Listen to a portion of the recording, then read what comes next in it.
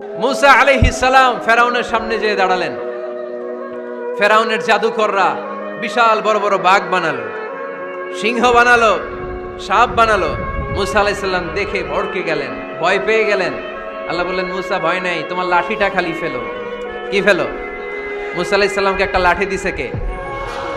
লাঠি ফেলার সাথে সাথে মুহূর্তের মধ্যে হাইয়াতান তাসআ, বিশাল এক অজগর সাপ। এই বিশাল অজগর সাপ ফেরাউনের জাদুকরদের বানানো সব ভাগ, ভাল্লুক, সিংহ আর সাপগুলো রেখে বিশাল ফানা ধরে আছে। আর সাপ বলতে শুরু করেছে, আর কি আছে নিয়ে আয়। সুবহানাল্লাহ কইতে পারলেন না? এই দৃশ্য দেখার সাথে সাথে ফেরাউনের রাজপ্রাসাদের সামনে যতগুলো জাদুকর ছিল, কোরআন বলে ফাউলকিয়াস সাহারাতু সাজিদিন। এই দৃশ্য দেখা মাত্রই ফেরাউনের নিয়ে আসা বড় বড় জাদুকরগুলো মুসা আলাইহিস সালামের সামনে দাঁড়িয়ে আল্লাহর জন্য সেজদায় লুটিয়ে পড়েছে। ফাউলকিয়াস সাহারাতু সাজিদিন, সেজদায় লুটিয়ে পড়ে ঘোষণা দিল, আমি ফেরাউনরে মানি না, আমি কোন নাস্তিককে মানি না, আমি মুসার রব, হারুনের রব, বনি ইসরাইলের রব, আল্লাহর জন্য সেজদায় লুটিয়ে পড়লাম। চিল্লায় পড়েন আল্লাহু আকবার। মুহূর্তেই এক সেজদার কারণে তাদের নসিবে হেদায়েত দিয়ে দিয়েছে কে? পৃথিবীর কেউ কাউরে হেদায়েত দিতে পারে? অনেক বাবা ছিল নবী, ছেলের কপালে হেদায়েত নাই, আছে না নাই?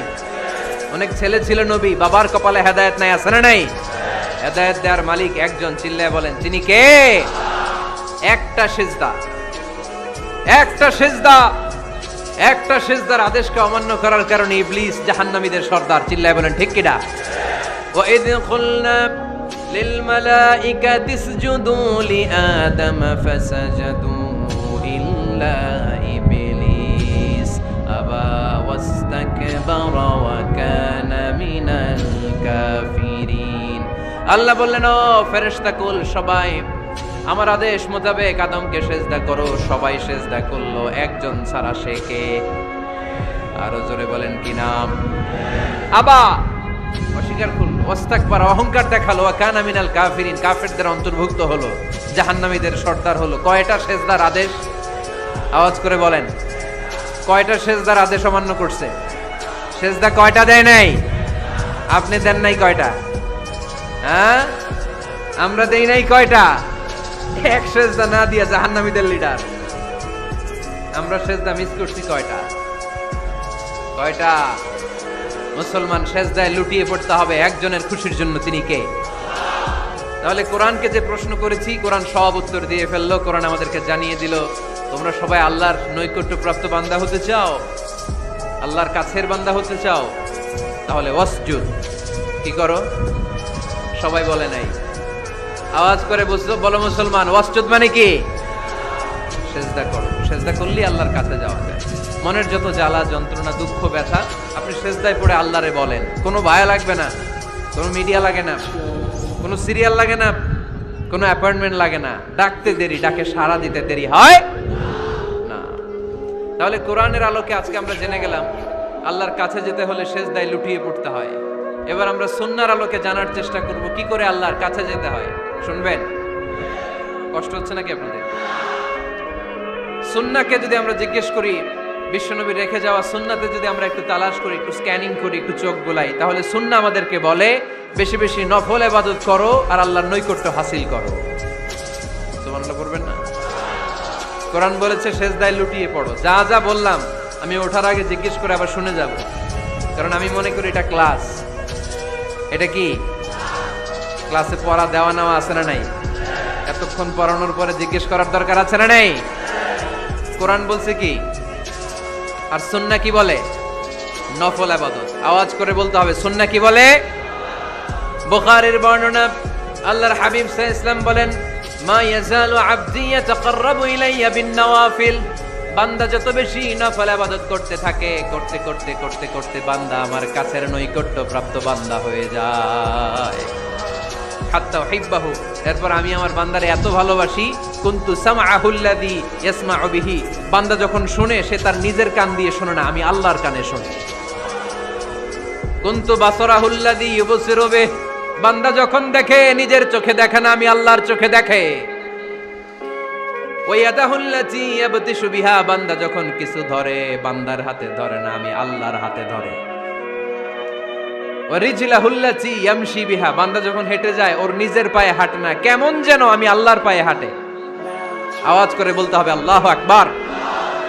মানে আল্লাহ বুঝাতে চাইলেন আমি তখন তার কান হয়ে যাই, আমি তখন তার চোখ হয়ে যাই, আমি তখন তার হাত হয়ে যাই, আমি তখন তার পা হয়ে যাই। আমার আর তার মাঝে আর কোনো ফারাক থাকে না, সে আমার একেবারে নিকটে চলে আসে। আওয়াজ করে পড়েন সুবহানাল্লাহ।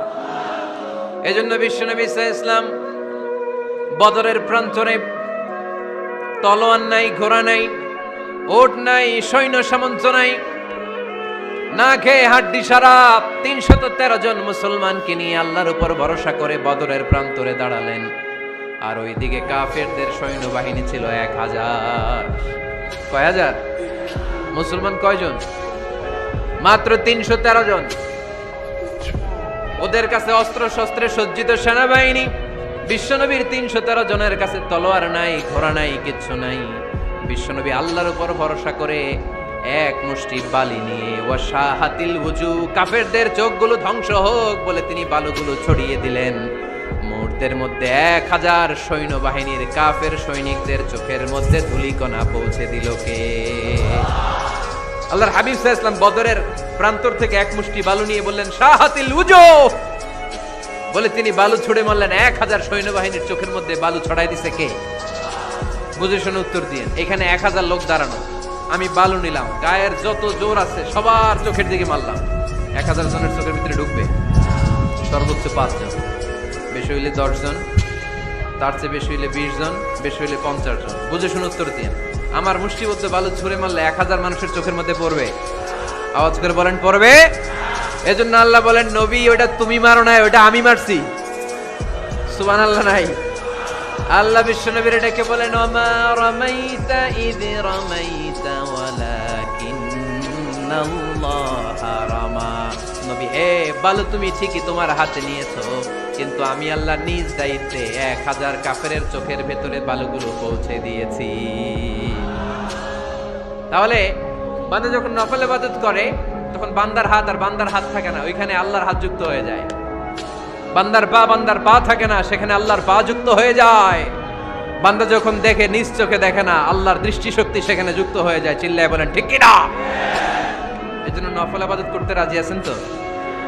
সুনানে তিরমিজির বর্ণনায় আল্লাহর হাবিব সাল্লাল্লাহু আলাইহি ওয়াসাল্লাম বললেন হাদিসে কুদসি, কিয়ামতের দিন বান্দার যখন ফরজে ঘাটতি হবে, কিসে ঘাটতি হবে?